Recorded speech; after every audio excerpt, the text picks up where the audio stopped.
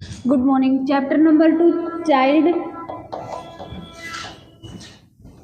Care and health. यही था ना, इसमें स्वास्थ्य से रिलेटेड चीज पढ़ी थी। इस स्वास्थ्य में भी शारीरिक,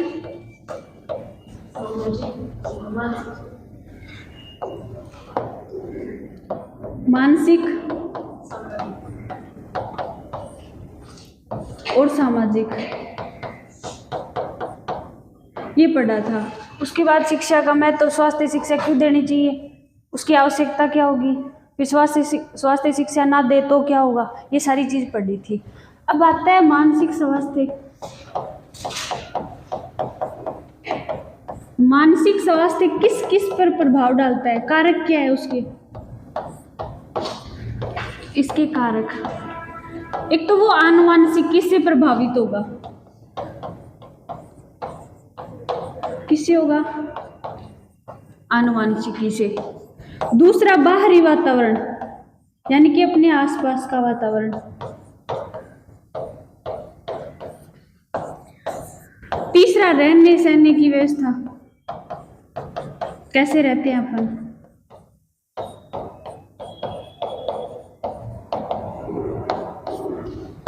चौथा किस पर डिपेंड करेगा,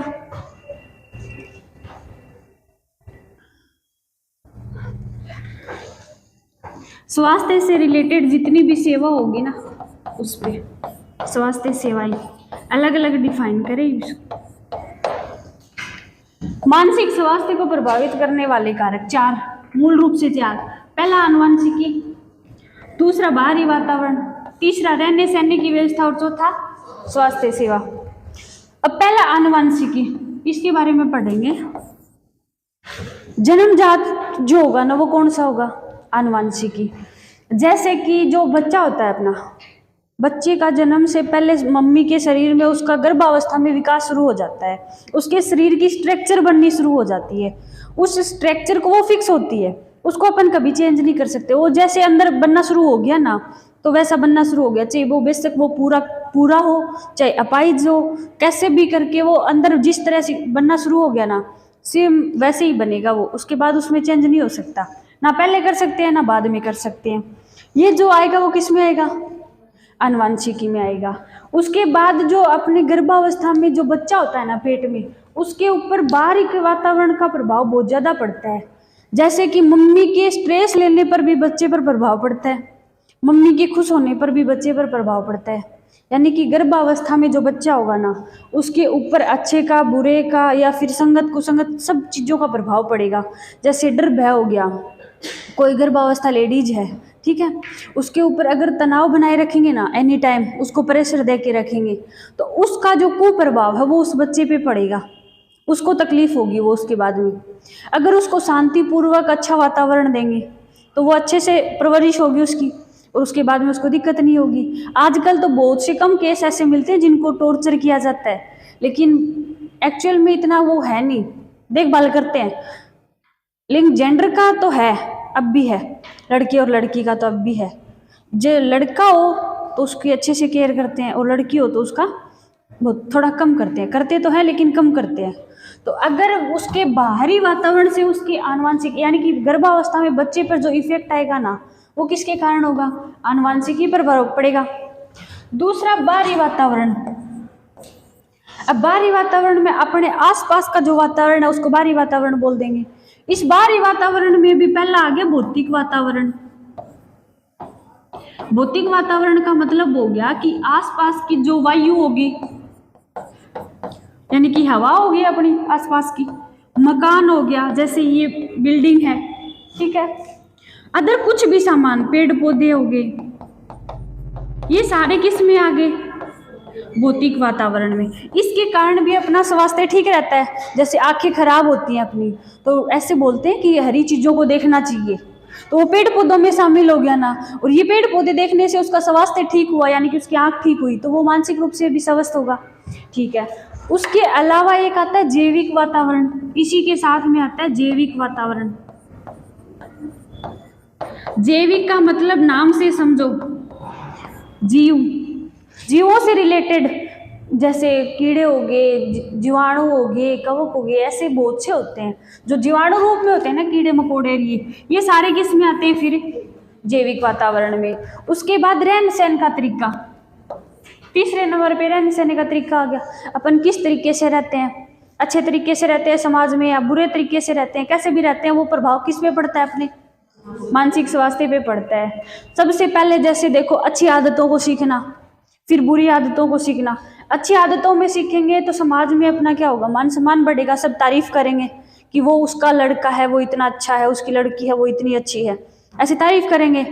अगर वही अपन खराब आदत को सीख लें, जैसे शराब पीना हो गया, आस पड़ोस में कोई भी बच्चा शराब पीता हो, अपने कोई भी लड़का हो XYZ, नाम नहीं लेना चाहिए किसी का, पीते सारे हैं, नाम नहीं लेना, तो कोई भी लड़का शराब पीता हो अपने, तो अपने खुद के घर वाले बोलते हैं उसके लड़का शराब पीता है, या फिर उसके लड़के के ये संगत है, ये बुरी संगत है, ये है वो है, पूरे गांव में इसकी चर्चा चलती है, तो वो बुरी संगत होगी ना। तो ये किस पे डिपेंड हो गया? अपने रहने सहने के तरीके पे हो गया। स्वास्थ्य सेवाएं, जितनी भी स्वास्थ्य से रिलेटेड सेवाएं है ना, वो सारी किस में आएंगी? मानसिक स्वास्थ्य से रिलेटेड होंगी ना सारी की सारी। अब मानसिक स्वास्थ्य का जो मूल अर्थ है वो क्या होगा? अर्थ, जो मानव का व्यक्तित्व है ना, मानव व्यक्तित्व का संतुलन बनाए रखना। क्या बनाए रखना? संतुलन बनाए रखना। ये किस में होगा? मानसिक स्वास्थ्य। यानी कि संतुलन कैसे बनेगा? जैसे कि वो अपने माइंड में नेगेटिविटी नहीं आएगी। अगर कोई बात ऐसी हो जाए जिसमें नेगेटिव थॉट भी निकलते हो और पॉजिटिव थॉट भी निकलते हो, अपन दोनों को बैलेंस करके वो बात को सोचेंगे ना, तो वो तो हो गया उसके ऊपर संतुलन बनाए रखना। अगर अपन नेगेटिविटी की तरफ चले गए तो मानसिक स्वास्थ्य बिगड़ेगा अपना। अगर ज्यादा पॉजिटिविटी की तरफ चले गए तो अपन कदम नहीं उठा पाएंगे उस काम की ओर, फिर वो नेगेटिविटी में चला जाएगा, काम नहीं कर पाएंगे अपन, तो नेगेटिविटी होगी, वो काम नहीं करेंगे। तो उसी प्रकार से नेगेटिविटी और पॉजिटिविटी के बीच में कंट्रोल बना लेंगे ना अपन, उसी को क्या बोलेंगे? मानसिक रूप से स्वस्थ व्यक्ति बोलेंगे। उसके अलावा आता है मानसिक रूप से जो स्वस्थ व्यक्ति है ना, वो किसी भी परिस्थिति में अपना समायोजन कर लेता है। जैसे ये चैप्टर शुरू करवाया उसमें बताया था मैंने, मानसिक रूप से स्वस्थ व्यक्ति है वो एडजस्टमेंट कर लेता है। उदाहरण दिया था मैंने, गांव की किसी भी व्यक्ति की अच्छी चलती है, गांव में सरपंच की मान लो अच्छी चलती है, गांव में कोई भी कहा सुनी होगी, किसी के घर पे भी लड़ाई वगैरह होगी, तो उसी को बुलाते हैं ना समझौते के लिए। क्यों बुलाते हैं? क्योंकि वो एडजस्टमेंट, दोनों की बातें सुन के, दोनों का पक्ष सुन के उसके बाद उसका डिसीजन देता है वो, यानी कि वो समायोजन कर लेता है, एडजस्टमेंट कर लेता है। तो उससे भी क्या बोलेंगे? मानसिक रूप से स्वस्थ व्यक्ति बोलेंगे ना। ठीक है, इसके अलावा मानसिक रूप से स्वस्थ व्यक्ति को जो अर्थ होगा ना, व्यक्तित्व के धरातल पर आपको खुद को एडजस्टमेंट बनाए रखना होगा, वो भी क्या माओगो? मानसिक रूप से स्वस्थ व्यक्ति माओगो। अब मानसिक रूप से स्वस्थ व्यक्ति का लक्षण क्या होगा? लक्षण, पहली चीज, मानसिक रूप से स्वस्थ व्यक्ति है, कोई भी काम करने जाओगे तो उसके अंदर पॉजिटिविटी भरेगी पहले तो, यानी कि आज अपने को किसी ने मोटिवेशन दिया तो अपने में स्फूर्ति आई, अपने पढ़ना शुरू कर दिया, आज तो जोश जोश में पढ़ना शुरू कर दिया, यानी कि किसी लक्ष्य को टारगेट कर लिया अपन ने कि हमें वो काम करना है, उसको टारगेट कर लिया, तो पहले तो पॉजिटिविटी रहेगी, उस काम को करेंगे, लगातार करेंगे। अगर उसका पॉजिटिव परिणाम मिल जाता है, रिजल्ट मिल जाता है ना, तो अपन बोलेंगे कि वो मानसिक रूप से स्वस्थ है। अगर वो काम नहीं बनता, नेगेटिविटी आ जाए, तो उसको बोलेंगे मानसिक रूप से स्वस्थ नहीं है। और अगर मानसिक रूप से स्वस्थ व्यक्ति किसी काम को करता है ना, तो उसको एक आनंद की प्राप्ति होती है, सुकून मिलता है। जैसे अपन की गवर्नमेंट जॉब की तैयारी करते हैं, पढ़ाई की अपन ने 10 घंटा 12 घंटा 14 घंटा पढ़े, ठीक है, उसके बाद अपने को जॉब मिल गई, जॉब मिलने के बाद अपने को पॉजिटिव परिणाम मिल गए, अपने मन को शांति मिल गई, सुकून सा मिलता है। वो किसके कारण मिलता है? मानसिक रूप से स्वस्थ व्यक्ति हो गए इसीलिए मिलता है। उसके अलावा वो अपने इमोशन पे कंट्रोल कर लेता है, ये बात भी मैंने बताई थी।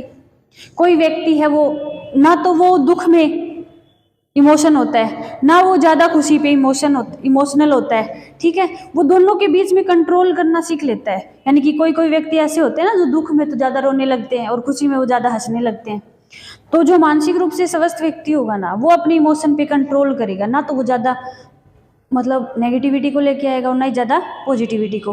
ना वो दुख में रहेगा ना वो सुख में रहेगा, बीच में इमोशन पे कंट्रोल कर लेगा वो। ठीक है। और जो मानसिक रूप से स्वस्थ व्यक्ति होगा उसमें आत्मविश्वास भी बढ़ेगा। कैसे? अब अभी मैंने बताई थी, तैयारी करते हैं अपन, रिजल्ट 2 पेपर दे दिया अपन ने। एक पहले पेपर दे दिया जनवरी में, उसके बाद सितंबर में पेपर दे दिया अपन ने। जनवरी वाला पेपर अपना क्लियर हो गया, मतलब अपने को आस है कि क्लियर हो जाएगा, तो अपने अंदर आत्मविश्वास बन गया ना कि अपना ये पेपर क्लियर हो जाएगा, तो अपन अगले वाले पेपर को भी क्लियर कर लेंगे। तो मानसिक रूप से स्वस्थ भी हो गए, आत्मविश्वास भी बढ़ गया, टारगेट भी मिल गया। तीनों चीज होगी ना, ये स्वास्थ्य के लक्षण है। उसके अलावा मतलब जो ऐसा व्यक्ति है ना, वो छोटे सपने नहीं देखता, उच्च स्तर के सपने देखता है, यानी कि उच्च आकांक्षाएं करता है वो, यानी कि छोटी छोटी बातों पे इमोशनल होता है। अब स्वास्थ्य के प्रति दृष्टिकोण भी उनका क्या होगा?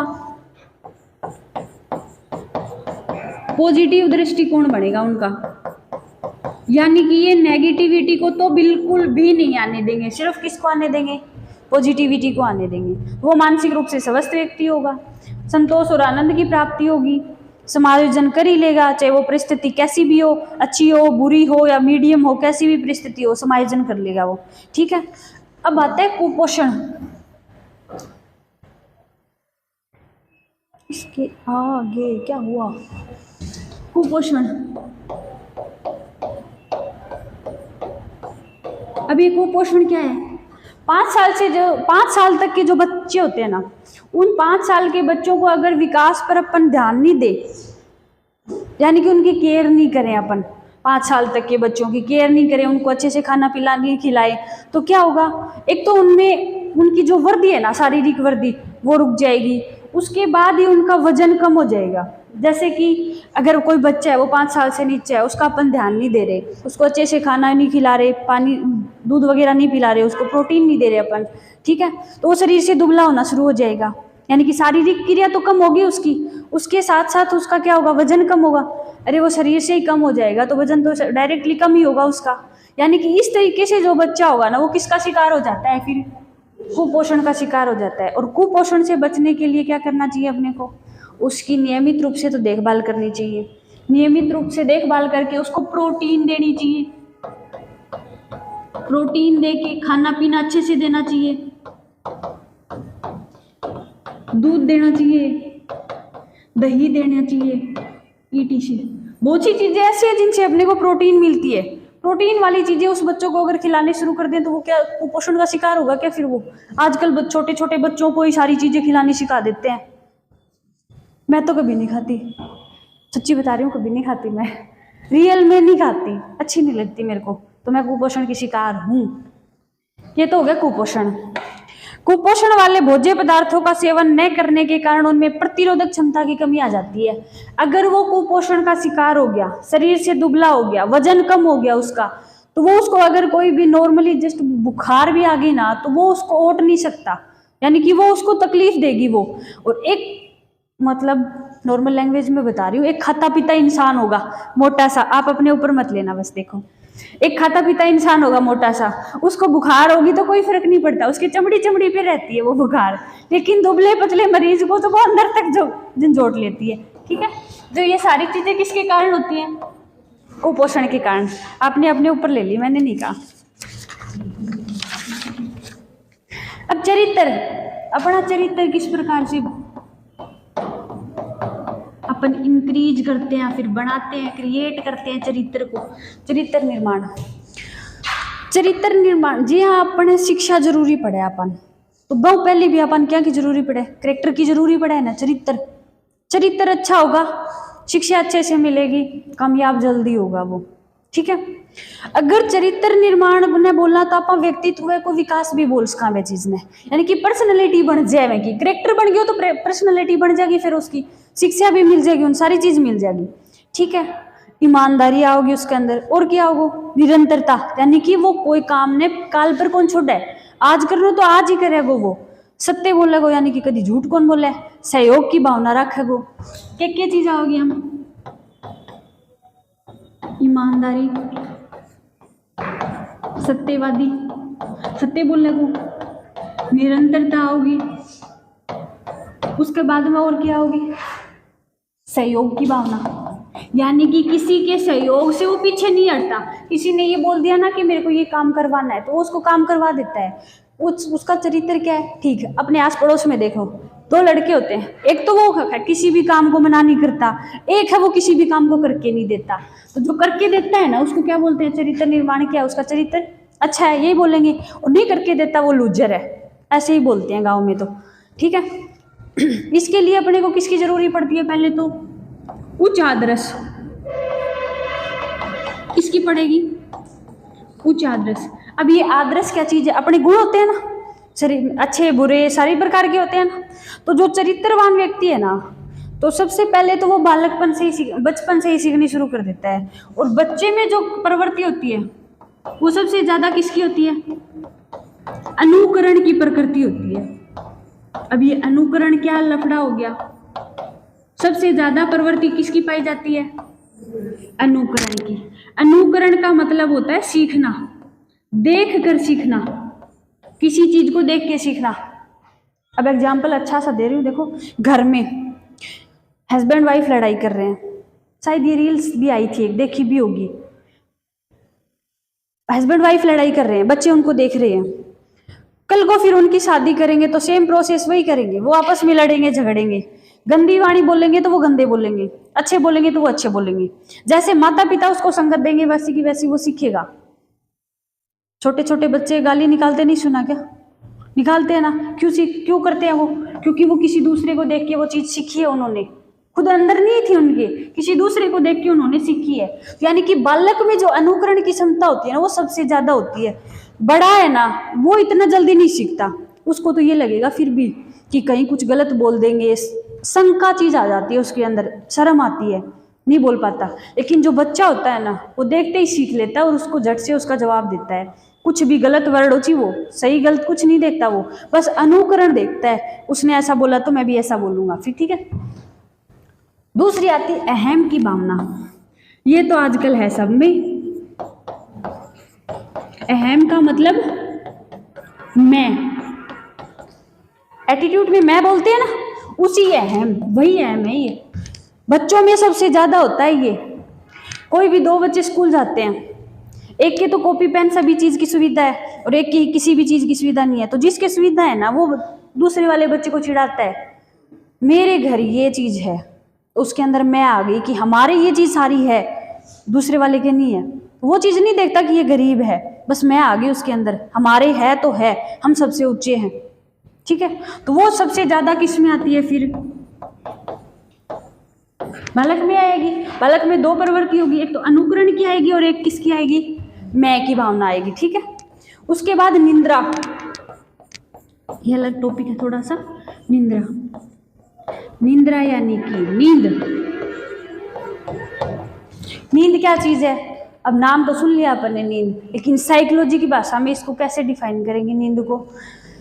स्वास्थ्य और नींद का जो दोनों का आपस में कनेक्शन होता है, क्या कनेक्शन होगा?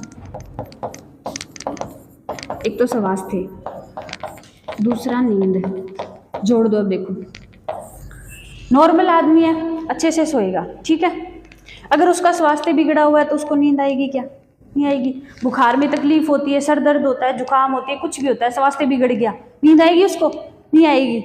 लेकिन अगर वो शरीर से स्वस्थ है, बिल्कुल दिमाग में कोई टेंशन नहीं है, फ्रेश है, तो उसको अच्छे से नींद आएगी, क्योंकि उसका स्वास्थ्य क्या है? ठीक है। ठीक है, तो इस नींद के लिए भी किस किस की जरूरी पड़ती है वो चीज देखनी है। अब पहले तो होती है शुद्ध वायु।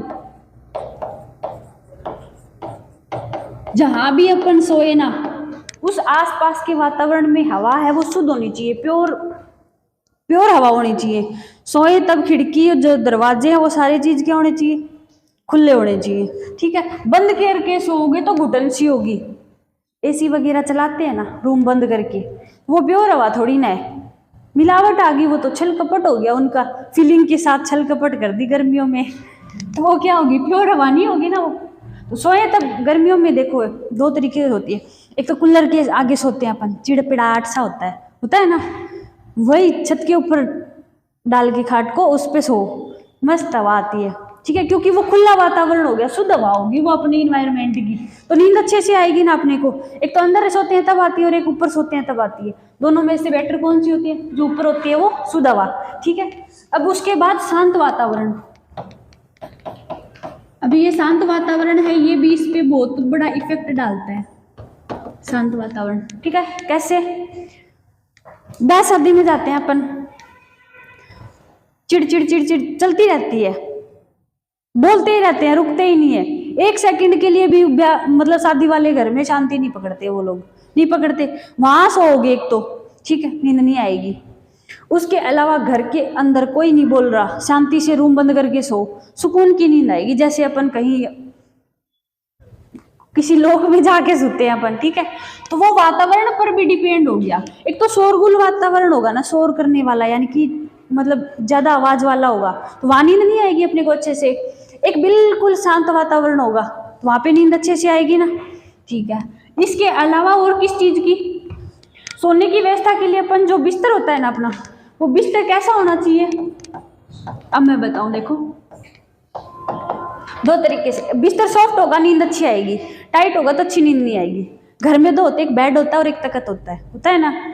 बेड पे सो, उस पे जो गद्दा है वो सॉफ्ट सॉफ्ट मुलायम मुलायम हो, गजब की नींद आएगी। और वहीं उसको पटक दे तख्त के ऊपर, नींद नहीं आएगी। क्यों नहीं आएगी? क्योंकि वो टाइट हो जाता है और उसके बाद नींद नहीं आती। अगर बिस्तर सॉफ्ट है तो उसको नींद अच्छे से आएगी, उसका स्वास्थ्य ठीक रहेगा, दोनों का कनेक्शन बैठ गया ना। ठीक है, उसके बाद समय समय पर भी डिपेंड है। ठीक है, कई लोग फिक्स समय पर सोते हैं, फिक्स समय पे उठते हैं। तो अपना रूटीन क्या होना चाहिए? रात को जल्दी सो, सुबह जल्दी उठो, ठीक, यही होना चाहिए। लेकिन आजकल क्या हो गया, 11 बजे तक तो पढ़ते हैं, हंसी आएगी मेरे को इस बात पे, 11 बजे तक तो पढ़ते हैं, उसके बाद फोन में घुसते हैं, उसके बाद 1-2 बजे सोते हैं, सुबह उठाओ तो उठते नहीं है। रेगुलरिटी है क्या कहीं पे भी? नहीं है ना। तो रूटीन क्या होना चाहिए? रात को जल्दी सो और सुबह जल्दी उठो। ठीक है, अब होना चाहिए हल्का भोजन। हल्का भोजन जैसे कि पेट में उतना ही खाना चाहिए जितनी जगह हो। एक्स्ट्रा खाने के बाद पेट में उबार आ जाती है और सांस नहीं आता फिर। जैसे कोई तली हुई चीज खा ली, उसके बाद भी पेट में मतलब उबार सी आ जाती है और सांस नहीं आता। तो क्या होना चाहिए? उसी अनुसार भोजन ग्रहण करना चाहिए, जितनी अपन कैपेसिटी है, सह सकते हैं अपन, उतना ही खाना चाहिए। उसके अलावा खाएंगे तो वो तकलीफ देगा। अब संवेगात्मक स्थिति, संवेगात्मक स्थिति वही इमोशनल वाली बात आ गई है। इमोशनल वाली देखो, अगर अपने माइंड में फ्रेश है अपन, बिल्कुल कोई दिक्कत नहीं है, कोई टेंशन नहीं है, नींद अच्छे से आएगी। और एक दिन तो अब यहाँ सो गया, ठीक है, दूसरे दिन रोटी खाना बैठा, खानता ही पापा सुनाने लग गया भाई, चाहे मम्मी सुनाओ और चाहे पापा सुनाओ। मैं बात की टेंशन बैठ गई दिमाग में, मैं रात में नींद आओगी के कई होए हैं साथ जो सुन के भी सो जाए ही, लेकिन कई कौन सोच के दिमाग में टेंशन होगी, भय होगो, चिंता होगी, कोई चीज को डर होगो, तो अगर वह चीज आ जाएगी ने तो वो आदमी ढंग सो कौन सके, बेका संवेग यानी कि इमोशन उठ जाए, तो भाई टाइम वो सो कौन सके। आप न्यू करांगा तो न्यू हो जागो, न्यू करांगा तो न्यू हो जागो, ये बात दिमाग में चलती रहा। ठीक है, अगर वो सही रूप से काम करे ने, बिल्कुल फ्रेश माइंड हो कि सोए, कह दी तो कह दी, कोई दिक्कत को नहीं, अपना ही तो कह दी, कोई दिक्कत को नहीं, ये है वो है, कुछ भी अदर ना सोचे, वो आराम ते सुकून ते सो जा, वो तो सोए ही सोए। वो कई होवी ही खा ली और पी ली और सो ली और सुन लियो, ऐसा भी होवी कई, लेकिन सारा को नहीं होवी, 50% ही होवी। तो मैं क्या मांगूंगा, उनकी नींद पूरी को नहीं हुआ ना, ठीक है, वो मांगूंगा। तो ए चैप्टर में है ना जो मेन टॉपिक था ना भाई, ये करवा दिया मैं। आज आ रहा दोबारा रिवीजन करवा सके, पेज उल्टा पुल्टा हो गया। पहले तो पढ़ो स्वास्थ्य, स्वास्थ्य में पढ़ो शारीरिक, फिर मानसिक, फिर सामाजिक। मानसिक स्वास्थ्य का कारक के ही वह पढ़ा। अनुवांशिकी यानी कि जो गर्भावस्था के दौरान जो इफेक्ट आओगे वह अनुवांशिकी में आऊंगा। ठीक है, रहने सहने की व्यवस्था, अब आनुवंशिकी में वो भी आते हैं, देखो अपने मतलब ये ग्रहण वगैरह नहीं होते हैं क्या, कोई गर्भावस्था लेडीज होती है उनको वो सुविधाएं करते हैं ना, फिर उसकी देखभाल करते हैं। तो अगर वो नहीं करे ना तब भी उसके ऊपर मतलब बच्चे के ऊपर इफेक्ट आता है। तो वो सारी चीज़ें किस में आती है, आनुवंशिकी में। बाहरी वातावरण, अपने को जैसी संगत दिखेगी वैसी संगत सीखेंगे। एक तो मतलब दो तरीके के होते हैं, एक तो ग्रुप में सब लोग स्मोकिंग करते हैं, एक ग्रुप में सब लोग ड्रिंकिंग करते हैं, और एक ग्रुप ऐसा है जिसमें कोई कुछ नहीं करता। तीनों में अलग अलग डिफरेंस हो गया ना। एक में सारे करते हैं उसकी संगत, बीच में दूसरे सारे ड्रिंकिंग करते हैं तो उसकी संगत, तीसरे में कोई कुछ नहीं करता तो उनकी अलग संगत होगी। ये बाहरी वातावरण पे हो गया। रहने सहने की व्यवस्था, अपना आस पड़ोस कैसा है उसके आधार पे। स्वास्थ्य सेवाएं यानी कि मतलब मेडिकल सुविधा मिलती है अपने को, स्वास्थ्य से रिलेटेड हॉस्पिटल की सुविधा मिलती है, एम्बुलेंस वगैरह बहुत सी सुविधाएं मिलती हैं, वो सारी किसमें आ गई, स्वास्थ्य में। अब होता है भौतिक वातावरण। भौतिक वातावरण में जैसे अपना मकान हो गया, वायु होगी, पेड़ पौधे हो गए, ये सारे होगी। जैविक वातावरण, जीवों से रिलेटेड जो वातावरण है वो।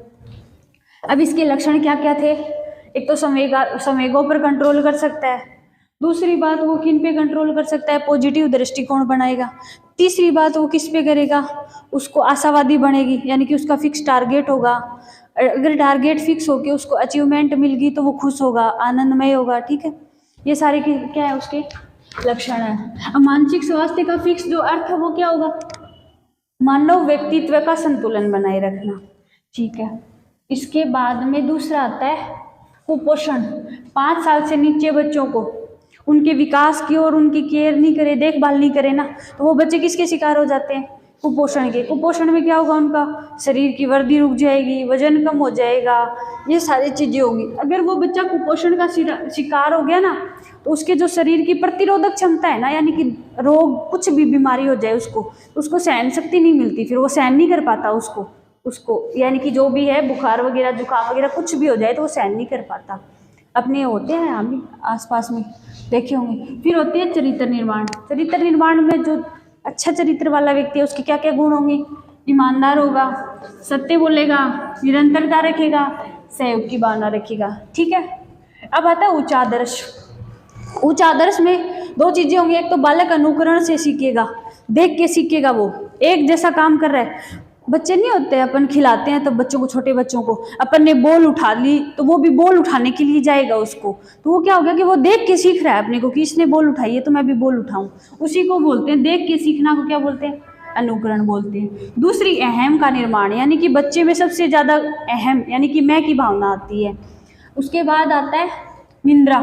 निंद्रा का स्वास्थ्य से क्या है, घनिष्ठ संबंध है, दोनों एक दूसरे से रिलेटेड है। सबसे पहले क्या जरूरी है, शुद्ध वायु, फ्रेश एयर मिलेगी तो नींद अच्छी आएगी। शांत वातावरण, कूल इन्वायरमेंट मिलेगा तो अच्छी नींद आएगी। बिस्तर सॉफ्ट पे अच्छी नींद आती है। समय फिक्स करना चाहिए, उठने का, सोने का, पढ़ने का, खाने का, सब कुछ फिक्स होना चाहिए। थोड़ी सी भी डगमगाई स्वास्थ्य डगमगाया। फिर हल्का भोजन, पेट का हिसाब खाना चाहिए। फिर इमोशन आ जाए लास्ट में, रोवा धोई सारी चीज़ आ जाए। ये लास्ट क्या मामली, इमोशन में सारा काम कर आके लास्ट में इमोशन उठ जाएंगे, ठीक। यहाँ तक कोई दिक्कत है?